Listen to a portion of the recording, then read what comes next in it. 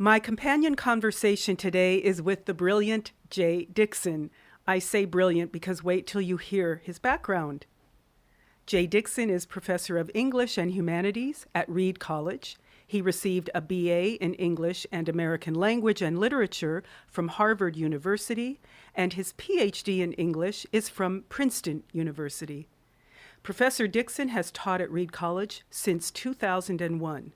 From 1999 to 2001, he was assistant professor of English at the University of Tennessee, Knoxville, where he was awarded the John G. Hodges Excellence in Teaching Award.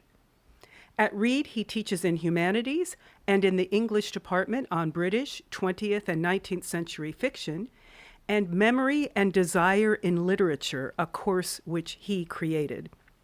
He has published on such modernist figures as Virginia Woolf, James Joyce, Catherine Mansfield, E.M. Forster, and Lytton Strachey. Currently, he is at work on a monograph entitled Catherine Mansfield and the Limits of Modernist Emotional Expression. Welcome, Jay Dickson. Thank you, Louanne. I'm so excited to be here. Well, I'm honored to have you. Edith Wharton was a Pulitzer Prize winner, which I wasn't aware of. You would know what she won the Pulitzer for. She won for The Age of Innocence in 1921, yes. Wow, yes.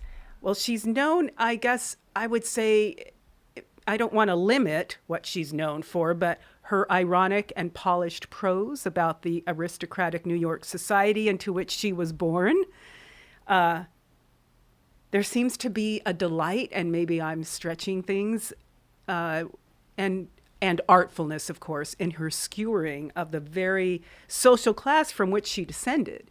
That's correct. She stemmed from the highest echelons of old New York Knickerbocker society.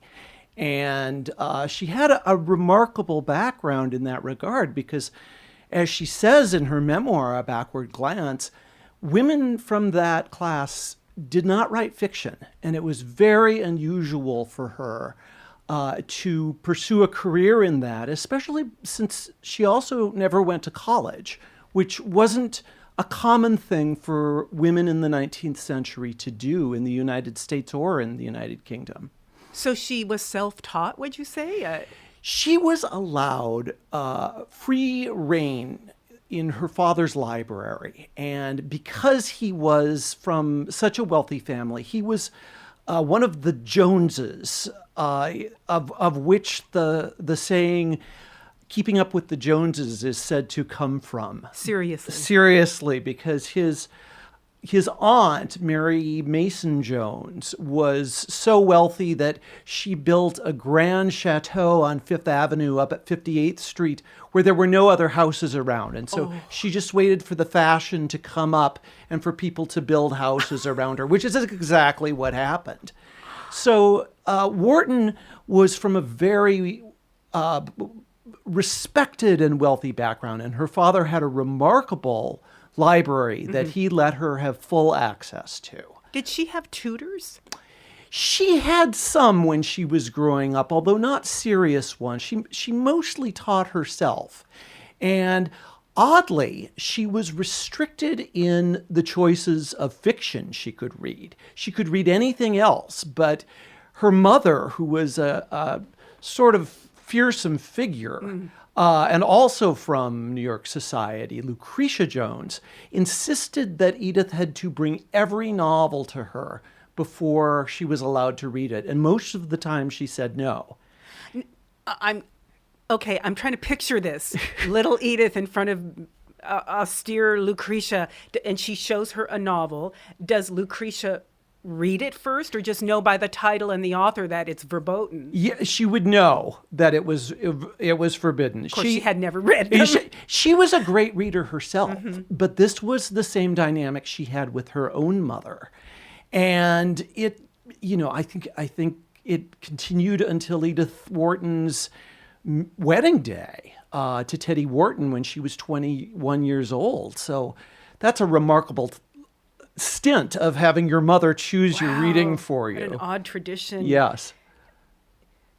But So it was thought to be the proper thing for it a was, young yeah. woman in that incredible cloistered society, which is what so much of Wharton's fiction is about, is these Right. women in these incredible straitjacketed circumstances, even though you would think they have everything. Exactly. Yes. Yeah, that dichotomy. So I was thinking about as you're describing that, this sense of pressure, Yes. and yet, Jay, she was she had a certain resistance to it because of her passion to create, and what kind of pressure that was that she wrote. I mean, did her mother read her work?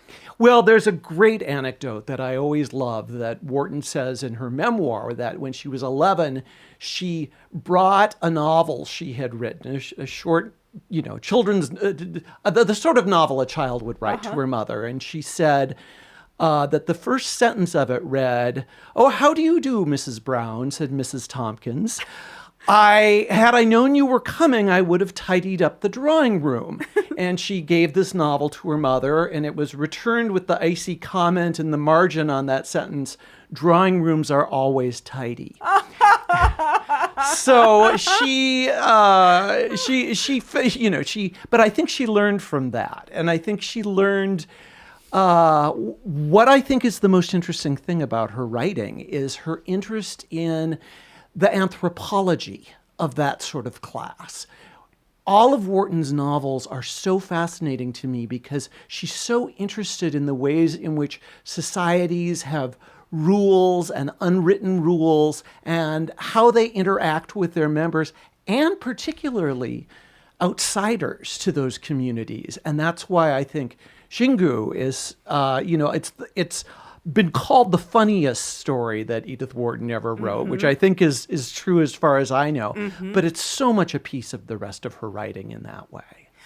And we'll get to that in a little more detail in a moment, but I'm so fascinated and intrigued by this dynamic, as you called it earlier, but between Edith and her mother. Yes. That, do you know, timeline-wise, as she was writing her literature, was her mother alive? Well, her mother moved after Edith's father died.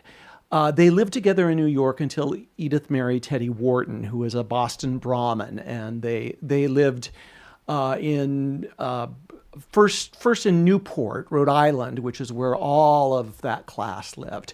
And then they built a beautiful house that Edith Wharton designed herself in Lenox, Massachusetts, called the Mount, which is just this incredible, imposing mansion. And it was all done according to her taste in interior decoration. And Lucretia Jones moved to Paris and didn't see much of her daughter thereafter. They weren't close as adults. And Edith Wharton didn't really start writing until she was in her late 30s. That's right. Okay. She put it aside during the early years of her marriage. What was she doing at that time? Teddy Wharton and Edith Wharton were incredible travelers. In her lifetime, she estimated she crossed the Atlantic 60 times. Oh, my goodness. Which would be unbelievable today. But when Right. you think in those days it's by ocean liner, it boggles my mind. And so they traveled a lot. They enjoyed culture. But then in her late 30s, the marriage wasn't working out so well. Teddy Wharton suffered from depression, and he had affairs on the side. So Edith started writing again, first slowly, and then it came very quickly. And she had a bestseller with her second novel at the turn of the century, The House of Mirth. I love that. Oh, it's a wonderful book, yeah. So her reception was pretty much very positive practically from the beginning. From the beginning, even though she had a late start, that she was a bestseller and had a name that was recognized.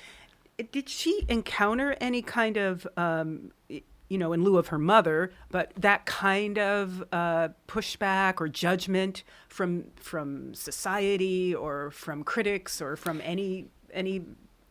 Not so much. She was very well connected, and she made a lot of effort to make sure she knew other famous writers and avail them of her hospitality.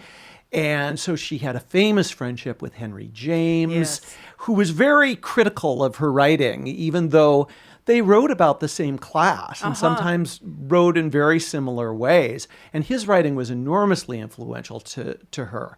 But she always believed that's how he showed that he liked your writing, was for him to be very critical of it. Was he critical like in a helpful way or just... I think she, at that point in her life, knew what she was doing as a writer. Okay. And She tolerated it. yeah, and he was, respectfully. he was a fussy man, but he was also a lovely man. And everyone was aware of what a remarkable person he was, until he died during the First World War. Do you think her writing was a kind of gateway for other female writers of the time? One of the things, and I think this is very evident in a work like Xingu, is that she worried a lot about her own writing and its reception, because she realized she was older than most other writers, and she started older. And she was aware in the early 20th century in particular, but especially after World War I, that the style in writing had moved beyond what she did. And she always emphasized that she thought she was a natural storyteller. And I think that's so true. Her work is so accessible and fresh in that way. But she didn't really approve of the other writers at the time, like James Joyce or T.S. Eliot, who were trying to write in formally difficult, self-conscious ways. She did not think that this was the way that writing should go. So I think, yes, I think writers women writers did look to Wharton and thought she was remarkable. And, she disappeared for a while in the critical scene after her death in the late 30s. But she was rediscovered in the late 60s and 70s because of the interest in women's writing. And so she became discovered as, she's been called one of the top 10 American novelists of all time. And I think it's thrilling to me that she was rediscovered at that time.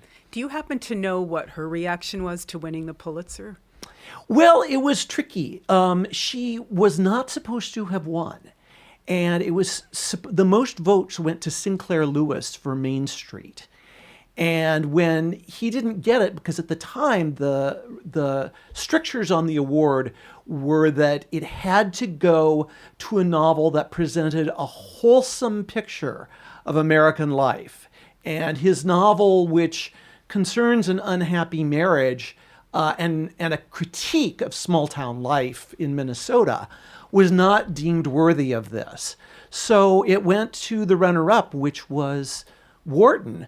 But Lewis was furious that he wasn't chosen, but he wrote her the most lovely letter saying how much he thought she deserved it. And her response was very touching because she admired him as a satirist of American life. Do you think he influenced her at all in that way? I do. I mean, not till the 20s, but I think both Sinclair Lewis and F. Scott Fitzgerald, who she had a famously disastrous meeting with. What happened? Well, apparently he came to meet her in the 20s in France when he was in exile, self-imposed exile, living with Zelda. And he was invited to her beautiful mansion. And he was so anxious about it that he came drunk and embarrassed himself by talking about living in a bordello in Paris when he got there with Zelda. And she wrote in her journal, F. Scott Fitzgerald came to lunch today.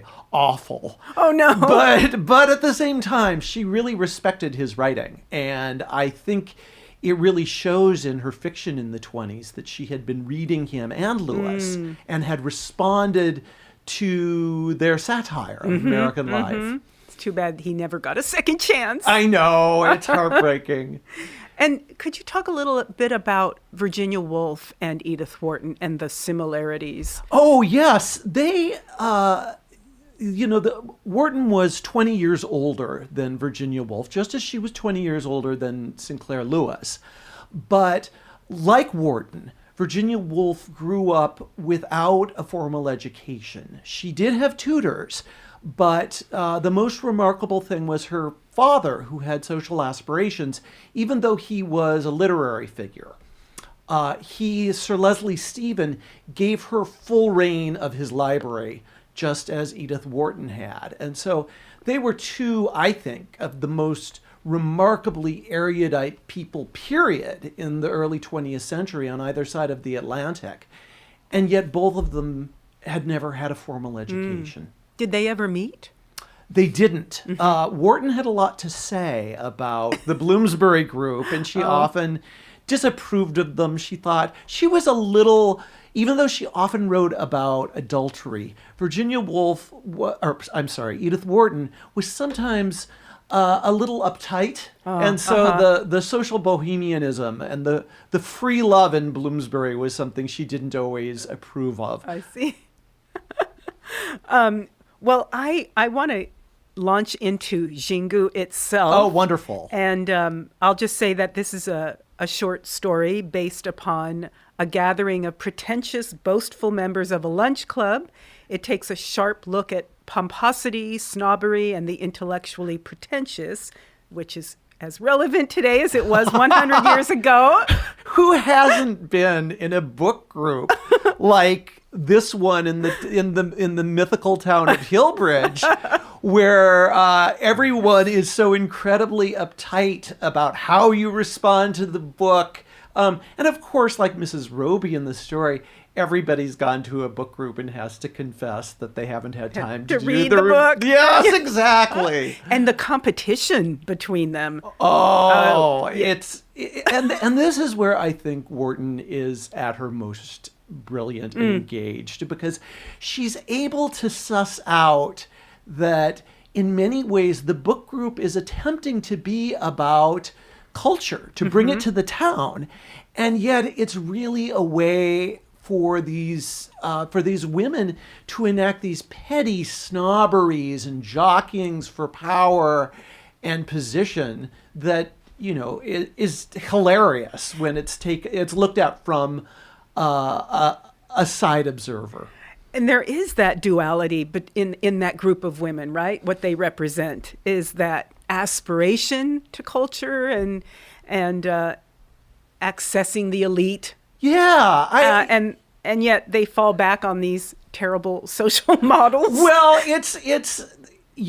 their aspirations are very high. They really want to bring culture to their town, and they really take it very seriously. And, I think there's a lot of satire in this story. Some critics have even questioned whether it might be misogynistic in its approach, but I don't think so.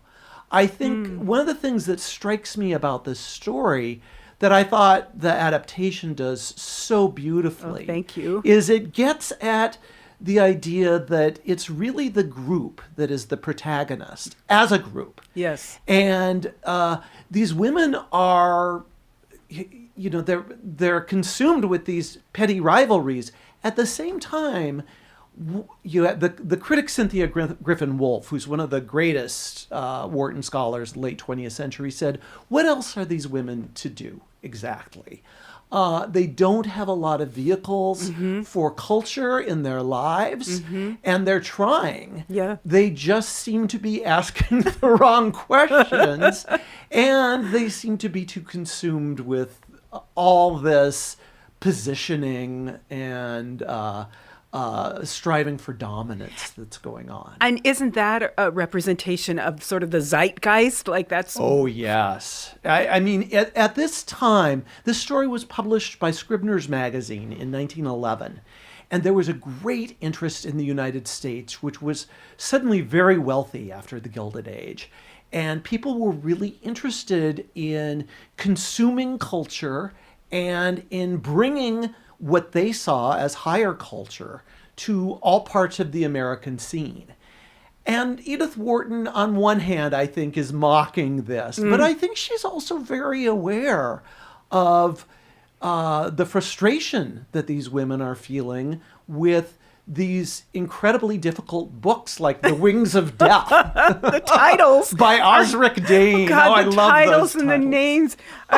But speaking of the names, that her use of onomatopoeia, like Laura Glide. Oh, yes. Whose verbiage or her dialogue sort of glides. Oh, that's lovely.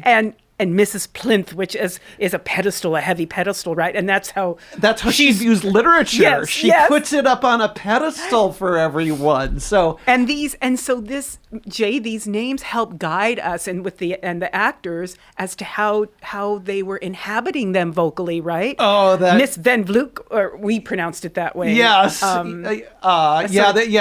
It makes her sound so both pretentious because it's one of those great old Dutch names of the Knickerbocker aristocracy, and at the same time, it just sort of sounds like that name just has sort of plopped down. Yes. Van Vloek. This sort of brittle, sharp sound to it. So they were very fun, kind of little signposts about. She had to have done that purposely, don't you think? Oh, definitely. I mean, Osric Dane. Osric Dane. When I was reading the story, I remember the first time I wrote it, I thought, isn't Osric a man's name? And it is. It's the name of former Anglo-Saxon kings of England, who, of course, were descended from the Danes.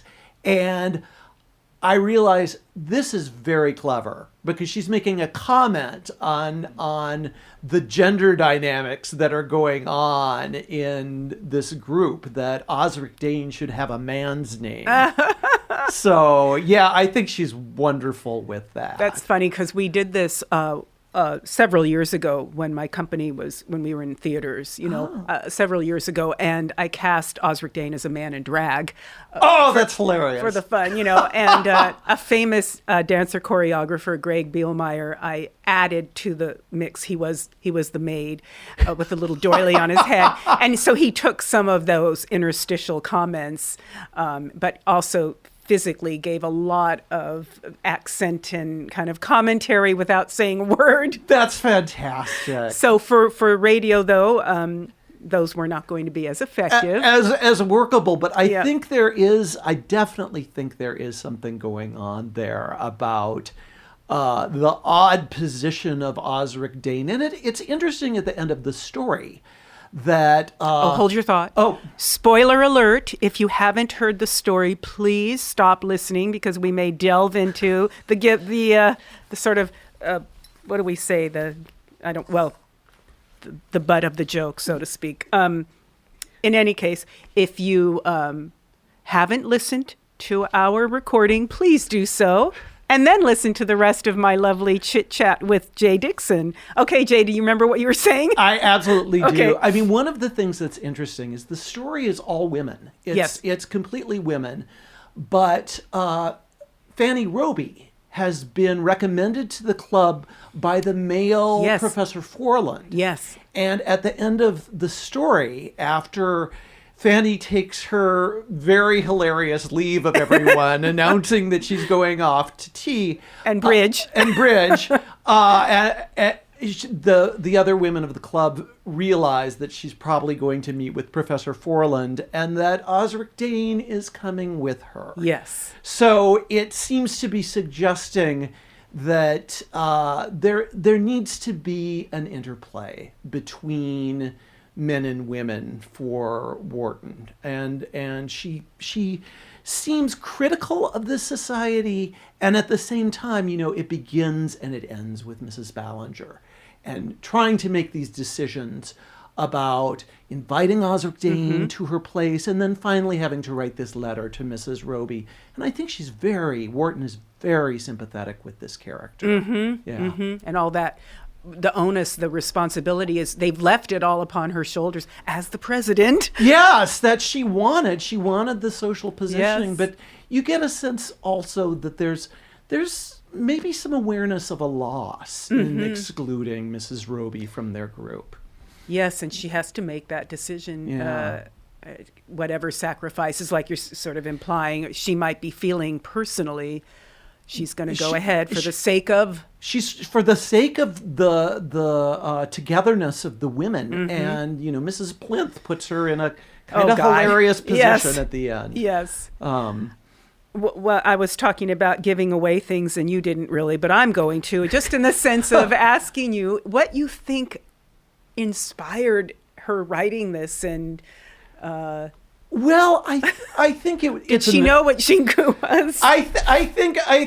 Like, where did it start? The chicken or the egg? I don't know where she got the name of the river. She must have just seen it, and as almost everybody does when they see it, they think, what could this possibly be, Xingu? And that's the joke of the whole piece. Yes. But I think she was aware at this time in the Edwardian period that there, the titles of Osric Dane's novels, The Wings of Death and The Supreme Moment, my God, are very much titles that writers like Henry James or E.M. Forster would have. And, they're compared also to Robert Elsmere, which was the most popular turn-of-the-century English novel by Mrs. Humphrey Ward. And I think Wharton was suspicious of high-mindedness in fiction. And I think she's mocking a little bit the idea that you can write a novel and nobody can even understand what the ending of The Wings of Death is about. And the women of the club are thrilled at this idea and think like, oh, maybe even she didn't know what it was about. And to them, that just gives it more cultural capital. Yes. Absolutely. So did you ever, you probably not, I mean, you would have explained it if you did, what her impetus was. Was it just this lark or something? I mean, it's so it was carefully orchestrated, though, Well, she, Edith Wharton prided herself on her construction of her stories. And this is a gorgeously formed piece. Totally. With the beginning before the visit, then the stupendous visit, where Osric Dane is much more awful than anyone could ever suppose, and then is shown up in the most hilarious way by Mrs. Roby. And then finally the women of the club figuring out what's just been done. And so I think, Wharton couldn't write something without crafting it extremely carefully.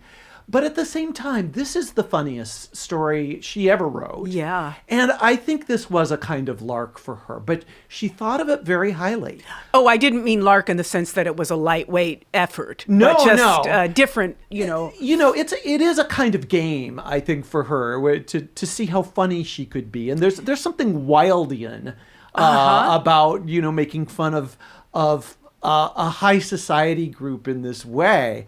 But at the same time, I think this was serious for her. It's a serious joke because she's aware of attempts that people are making at this time to find high culture. 10 years after this is written, Carol Kennicott is dealing with the same things in Sinclair Lewis's Main Street, where she's she organizes a dramatic society in her small town.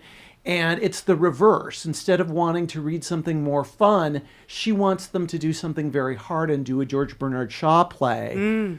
And that's just too much for the group. So they do a silly comedy instead. So I think Wharton was very aware that Americans were grappling with this idea of high culture. And she saw it as funny. But I think she also saw a pathos in it as well. And that comes through for sure. There's such dimension and depth to it. How did she write? Did she write longhand or? I'm not entirely sure. I think she did write longhand. I just was picturing her, right, and thinking of her. Did she actually allow herself to laugh at anything she was writing? Well, she had a good sense of humor, and it's very clear in her letters. Her letters are wonderful to read. But she took her work very seriously. At the same time, when she mentions Robert Elsmere, her byword for a novelist who took herself too seriously was the author of Robert Elsmere, Mrs. Humphrey Ward. And she didn't want to be like that. She didn't want to write idea books. She wanted to tell good stories. Absolutely. You mentioned Oscar Wilde a minute ago. Weren't there comparisons between them being made? Yeah, because they were both writers of high society, and they were very aware of the anthropology of the higher classes. Mrs. Roby also mentions Trollope, who is that she reads him because she finds him amusing, and Mrs. Plinth says, amusement is not why you read literature. Right. But at the same time, Trollope was also incredibly interested in the upper classes in England. And he was very amusing, and he also loved to tell a good story. So I think Wharton's investments are clear in this story, but I also think they show why she's lasted a long time as a reader. Most people can just pick up and read without any kind of context. She still just tells fantastic narratives. Right. It's so accessible. Like you're saying, you don't have to have any sort of academic background or information. It's just, she is very absorbing. Oh, they're great reads. All of her greatest novels. I mean, she's somebody I go back to myself when I just want to read a good story. Right? Just escape with a great book. There you go. Jay Dickson, thank you so much for being a guest today. I'm delighted, Louanne. Thank you for having me.